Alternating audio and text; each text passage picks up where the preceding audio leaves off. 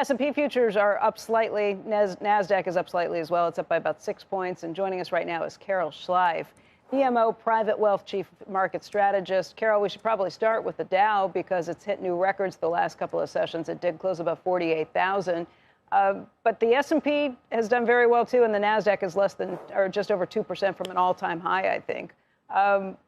Where does this leave us with these questions about whether we're in a bubble, whether there's an AI, whether it's a bubble, whether stocks are too expensive or not? It's an argument we're having, but the market keeps kind of resurging and going back towards those all-time highs.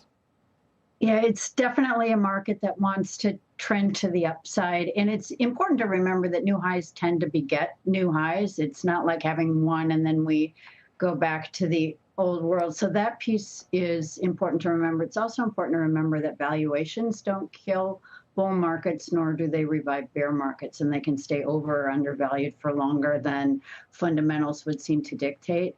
But that said, there are a lot of important underlying fundamentals that are supportive in the intermediate and long term for this economy and for the market.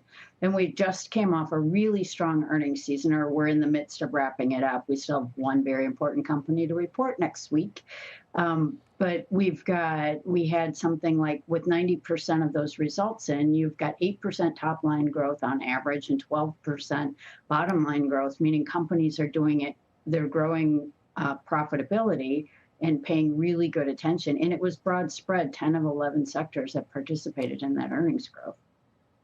When it comes to valuations in the market and whether the spin can continue, you point out that the hyperscalers at this point are largely underlevered in your view. You want to explain that?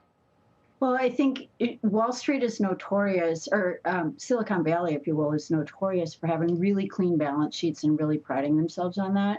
And so there is some quantity of leverage. It's not like we necessarily want them to go up to the leverage levels that companies had back in the more industrial age, but they have some flexibility there to put a bit of debt on the balance sheet. And actually, when you look at where they can float debt, especially bank debt, some of those companies out there are borrowing at rates that are pretty close to the U.S. government rate. So the market is bearing some of that debt and offering themselves flexibility, because it's also important to remember that some of these things that they're spending on have some pretty short lives, so there'll be increased depreciation in there. So the CFOs of those companies are very wise in terms of how they're approaching this thing, and they've been under-levered for a very long time. So using more flexibility on the balance sheet and on the whole, on their whole financing infrastructure makes some sense.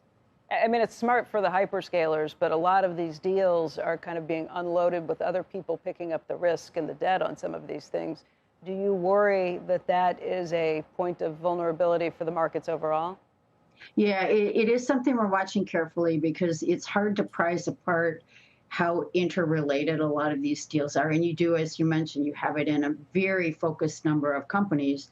And then not only do you have it parsed out or syndicated, but you've got banks backing up the syndicates. So understanding where who's sitting without a chair when the music stops is something that we're trying to watch very closely. Is that tough to discern at this point? Do you have ideas?